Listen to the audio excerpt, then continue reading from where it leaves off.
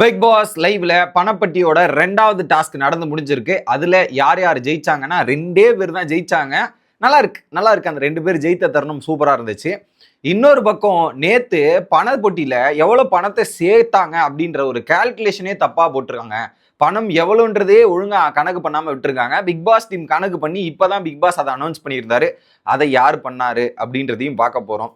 அடுத்து கானா வினோத் அரோராவை பிடிச்சி தள்ளி விட்டு அது ஒரு ஃபன்னி செக்மெண்ட் தான். இதே வேற யாருன்னா அந்த இடத்துல வேற மாதிரி ரியாக்ட் பண்ணியிருப்பாங்க. அது என்ன அப்படின்றதையும் பார்க்கலாம். அடுத்து நீங்க ஃபன்னா இருந்தீங்கன்னா நான் ஃபன்னா இருப்பேன், இந்த மாதிரி பேசிட்டு இருந்தீங்கன்னா சும்மா இருக்க மாட்டேன்ற மாதிரி டைரக்டா வியானாக்கு பிக் பாஸ் ஒரு அடிச்சு விட்டாப்புல. அதை பத்தியும் பார்க்க போறோம்.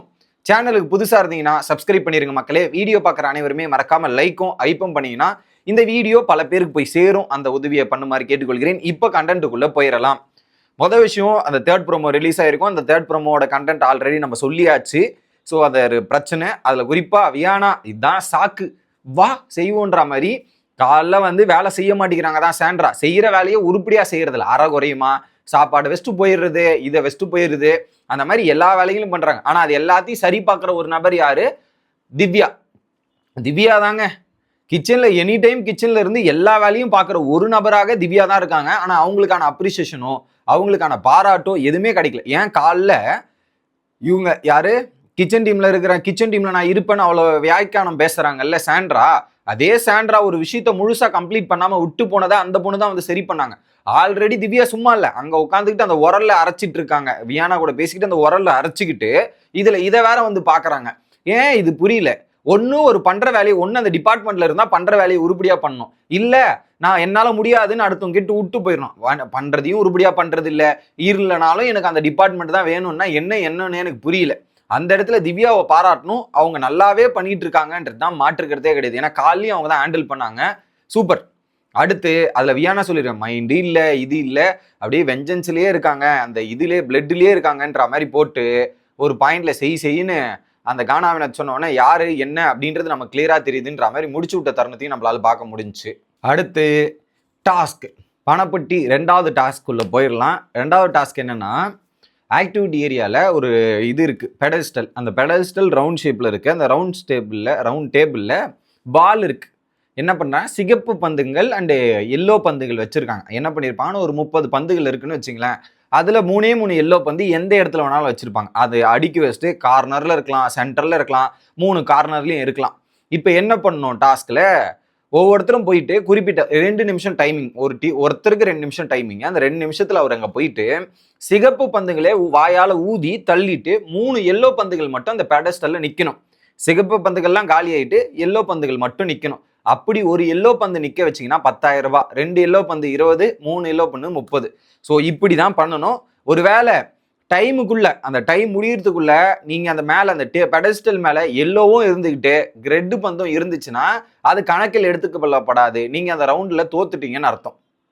தெளிவா? ஸோ டேபிள்ல பால் இருக்கும், ரெட்டு எல்லோ இருக்கும். ரெட் கலரை ஃபுல்லாத்தையும் காலி பண்ணிட்டு எல்லோவை மட்டும் மேல நிக்க வைக்கணும். இதுதான் சிம்பிள். இதுல 6 பேர் பார்ட்டிசிபேட் பண்ணா 1,80,000 ரூபாய் எடுக்கலாம். ஒருத்தருக்கு 3 பால் பண்ணா கூட 1,80,000 எடுக்கலாம். அதுல ஃபர்ஸ்ட் விக்ரம் போனாரு, கொஞ்சம் ஃபாஸ்டா ஊதி 3 பாலும் கீழே விழுந்து ஒரு பாலுமே போடல. எப்படி ஒரு பாலுமே போடாம விக்ரம் முடிச்சுட்டு வந்தாரு. 2வது சபரி நல்லா தான் பண்ணாப்புல, ஆனா சபரியோட இதுவுமே கொஞ்சம் ஃபால்ட் ஆகி மிஸ் ஆயிடுச்சு. அடுத்து 3வதா போனாரு ஆட்ட நாயகன் கானா வினோத் அவர்கள். ஸோ டிக்கெட் ஃபினாலேல வேணாலும் நான் தோக்கலாம், ஆனா இந்த மாதிரி டாஸ்க் எல்லாம் நான் யார் தெரியுமா மாஸ் பண்ணுவேன் அப்படின்ற மாதிரி கானா வினோத் போயிட்டு அதுல டெக்னிக், அந்த ஊதுறதுல கூட இந்த மாதிரி ஊதணும், இந்த மாதிரி ஊதுனா பால் அப்படியே அழகா நிற்கும், ஏரை கண்ட்ரோல் பண்ணி ஊதலாம். ஸோ நீங்க ஃபோர்ஸா ஊதுனீங்கன்னா இது ஆகுன்றத சொல்லிட்டு அழகா போயிட்டு முதல்ல ஒரு எடுத்துக்காட்டு, இந்த டாஸ்க் இப்படிதான் பண்ணணும்னு ஒரு எடுத்துக்காட்டு ஒரு விஷயத்த செட் பண்ணது யாருன்னா கானா வினோத். ஒரு எல்லோ பால் நிக்க வச்சாரு. எப்படி ஒரு எல்லோ பால் நிக்க வச்சு மாஸ் பண்ணிட்டாரு. ஸோ டிடிஎஃப்ல சொதப்புனா என்ன, பணப்போட்டியில் ஜெயிக்கிறேன்ற மாதிரி கானா ஜெயிச்ச தருணத்தை பார்க்க முடிஞ்சுச்சு. கலக்கிட்டீங்க சார், கலக்கிட்டீங்க. அடுத்ததாக அரோரா போனாங்க. அரோரா வேற டிக்கெட் ஃபினாலே வின்னர், என்ன பண்றீங்க பார்க்கலான்ற மாதிரி அரோரா போகும்போது என்ன நடக்குதுன்னா, அரோரா கரெக்டாக தான் ஆரம்பிச்சாங்க. ஒரு பாயிண்ட்ல என்ன பண்ணிட்டாங்க, அந்த பால் போகும்போது எல்லோவை தடுக்கிறேன்ற பேர்ல மற்ற எல்லோவும் கிட்டத்தட்ட ஒரு 5 பால் கடைசியில எல்லோ இருக்கு, அதை ஊதுறன்ற பேர்ல எல்லோவும் சேர்த்து ஊதி எல்லோவும் போயிருச்சு. கடைசியில நல்லா பண்றீங்க அரோரா அப்படின்ற மாதிரி பிக் பாஸ் ஹாப்பி பர்த்டேன்ற மாதிரி கலாச்சி விட்டு அமுச்சு விட்டார். அடுத்து இவங்களும் போனாங்க, சாண்ட்ராவும் போயிட்டு விட்டாங்க. ஆனா திவ்யா கலக்கிட்டமா கடைசியில போயிட்டு திவ்யா கிட்ட இருந்து எதிர்பார்க்கல, பொறுமையா போயிட்டு திவ்யா 3 பால் அவங்களுக்கு கரெக்டா சென்டர் மாதிரி அந்த ஏஞ்சில் இருந்துச்சு. அவங்க பொறுமையா ஊதி ஒரு 2 பால் நிக்க வச்சிருக்கலாம். அதுல கடைசியா பரவாயில்ல 2ல 1 விழுந்துருச்சு, ஒன்னு விழாம அப்படியே நின்னுச்சு. ஸோ திவ்யா மற்றும் கானா வினோத் 20,000 ரூபாய் 20,000 ரூபாய் அந்த பணத்தை சேர்த்து இருக்கிறதே குறிப்பிடத்தக்க விஷயம் இந்த ரவுண்ட்ல. ஸோ 20,000 கிட்டத்தட்ட பணம் எவ்வளவு தெரியுமா இருக்குது? நேத்து 1,45,000 அப்படின்றது கணக்கு பண்ணியிருந்தாங்க. பட் ஆக்சுவலா கணக்கு அது இல்லையா, 1,75,000. யாரோ ஒரு அறிவாளி என்ன பண்ணியிருக்காங்க, 500 ரூபா நோட்டு 100 ரூபா 100 ரூபாவா கணக்கு பண்ணியிருக்கு. அது யாருன்னா சபரி அவர்கள். சபரி தான் வந்து 100 ரூபாவோ 200 ரூபான்னு 500 ரூபாய்க்கு கண்ணு தெரியாம 100 ரூபான்னு கணக்கு பண்ணியிருக்காங்க போல. அதை பிக் பாஸ் சொல்லி இதை கூட கணக்கு பண்ண தெரியாம யாரோ ஒருத்தர் பண்ணியிருக்கீங்க அப்படின்றது பார்த்தா சபரி அவரே ஒத்துக்கிட்டார், நான் தான் பிக் பாஸ் பண்ணேன், கொஞ்சம் ஒரே மாதிரி கலர் இருந்துச்சா மறந்துட்டேன் அப்படின்ற மாதிரி சொல்லிட்டு இருந்தாங்க. கிட்டத்தட்ட இப்போ இந்த டீம் 2 டாஸ்க்ல பணப்பட்டி டாஸ்க்ல நேத்து 1,75,000, இன்னைக்கு ஒரு 20,000, 1,95,000 ரூபா, கிட்டத்தட்ட என்ன 5,000 ரூபா கம்மி, 2 லட்சத்துக்கு அவ்வளோ அமௌண்ட்டை சேர்த்து வச்சிருக்காங்க பணப்பட்டி டாஸ்க்ல. ஓகே, அடுத்து என்ன பண்ணிட்டாங்க, இந்த ரூல் புக்கை படிக்கும்போது ரெட் கலர் பால்னு சொன்னாங்க இல்லையா. ஸோ அதே அரோரா அங்கே கானாவினத் பக்கத்தில் இருந்த அரோராவை பிடிச்சி அப்படியே தள்ளி விட்டுருப்பாரு கீழே. ஃபன்னு தான், அவங்க இப்படியே போய் விழுந்துட்டாங்க, மூஞ்சி இப்படியே கீழே பட்டு அப்படியே விழுந்துட்டாங்க. அவங்க அதையே ஃபன்னா எடுத்துக்கிட்டாங்க. இதே அதை வேற யாராக இருந்திருந்தால் அதை எப்படி எடுத்துக்கொள்வாருன்றது யோசித்து பாருங்கள் அப்படின்றதான் தோணுச்சு. பட் இருந்தாலும் கானா வினோத் தேவையா இதெல்லாம் உங்களுக்கு அப்படின்றது தான். ஸோ அவர் கொஞ்சம் கொஞ்சம் நல்லா அடக்கி வாசிச்சா கொஞ்சம் நல்லதுன்னு நினைக்கிறேன். ஏன்னா நேற்று ஒரு பாட்டு பாடினாரு. ஸோ இந்த மாதிரி சில இன்சிடென்ட்ஸ் ஃபன்னா ஆப்போசிட்ல எடுத்துக்கிறாங்க. ஆனால் வெளியே இருக்கவங்க எல்லாருமே அதை ஃபன்னா எடுத்துக்கணும்னு அவசியம் கிடையாது. அதை அவர் பார்த்து புரிஞ்சுக்கிட்டா சரி. அடுத்து வியானா மற்றும் திவாகர் வெளி இன்ஃபர்மேஷனை பேசாம இருக்க முடியல போல.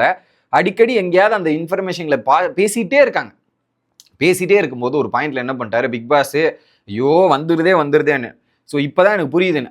கொஞ்சம் லேட்டாக புரியுது, அதுக்கப்புறம்லாம் லேட்டாக புரிஞ்சா நான் சும்மாலாம் இருக்க மாட்டேன்னு சொல்லிட்டாங்க.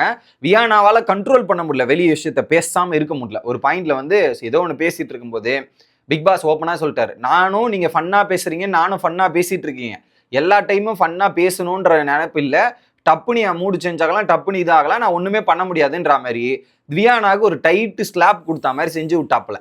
ஏன்னா வியானா வந்து எப்படி துடிப்பா இருக்காங்க, வெளியே இருக்கிறது அப்படின்ற மாதிரி. சும்மா இல்ல, ஒரு பக்கம் திவாகரே கண்ட்ரோல் பண்ண நினைச்சாலும் இவங்க போயிட்டு ஏதாவது கேட்கறது, அந்த நிலைமையில தான் இருக்காங்க. கரெக்டா தேவையான ஒரு விஷயத்தான் பிக் பாஸ் பண்ணியிருக்காரு. அடுத்து வியானா, எனக்கு என்ன இங்க எல்லாம் வந்து ரெஸ்ட்ரிக்ட் பண்ண மாதிரி இருக்கு, வெளியே போயிட்டு வந்து இது எனக்கு சரியில்லையே அப்படின்ட்டு. அப்ப நீங்க வந்திருக்கவே வேண்டாம், ரெஸ்ட்ரிக்ஷன் பண்றாங்கன்னு தெரிஞ்சா நீங்க ஏன் வரீங்க, கம்முன்னு விட்டுருக்கணும். வந்துட்டு இது பண்றாங்க அது பண்றாங்கன்ற. இதுல நேத்து night midnight prank fail ஆயிடுச்சு, இன்னைக்கு அந்த பிராங்கை எக்ஸிக்யூட் பண்ணோன்ட்டு. இதுல எனக்கு ஒண்ணு மட்டும் புரியுது, வியானா வந்து இந்த வாட்டியாவது ஸ்கிரீன் பேஸ் எடுக்கணும், ஹைலைட் ஆகணும்ன்றதுல ரொம்ப தெளிவா வந்து இந்த பிராங்கை வச்சாவது ஹைலைட் பண்ணிடலாம் அப்படின்னு. நைட்டு எவனா டென்ஷன் ஆயிட்டு மோன காண்டாயிட்டு கத்த போறான், அப்பதான் மேடம் உருப்பிடுவாங்க போல இருக்கு. பிராங்க்னு எழுப்பும் போது வச்சு செஞ்சிடணும். யாராவது ஒருத்தர் எழுது, என்ன சும்மா வெறுப்பேத்திட்டு நீ போய் தூங்கு அப்படின்ற மாதிரி வச்சு செஞ்சு விட்டாதான் அடங்குவாங்க போல இருக்கு. இல்லைன்னா உட்காந்து திரும்ப அந்த பிராங்கை எக்ஸிக்யூட் பண்ணலாம். திவாகரனை நீ சப்போர்ட் பண்ற, இவங்க சப்போர்ட் பண்றியா அப்படின்ற மாதிரி பேசிட்டு இருக்காங்க. இது எங்க போய் முடிய போகுதுன்னு தெரியல. உங்களோட கருத்துக்களை கமெண்ட் செக்ஷன்ல சொல்லுங்க. Bye guys.